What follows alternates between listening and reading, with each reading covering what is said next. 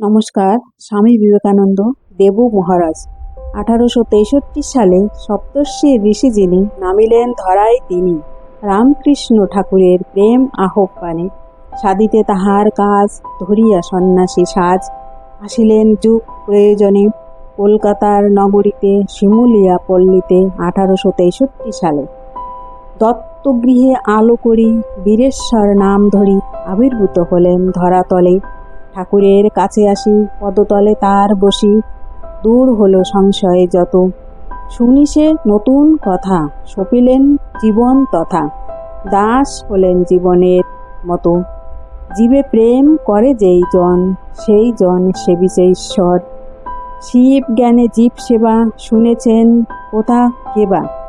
এ যুগের প্রয়োজন তবে ঠাকুরের কাছে শুনি প্রচারিলেন এই বাণী বনের বেদান্ত এলো ঘরে তার কৃপা লাভ করে চলিলেন সমুদ্র পাড়ে শিকাগোর ধর্ম মহাসভায়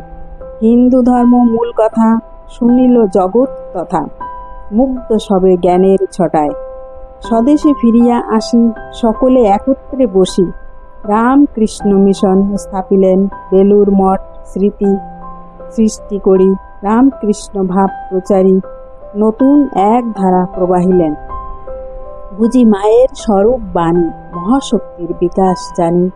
বুঝিলেন তার শ্রীচরণ দুটি ঠাকুরের কাজ শেষে জীবনের অবশেষে পেরেছিলেন তিনি শেষ ছুটি। নমস্কার।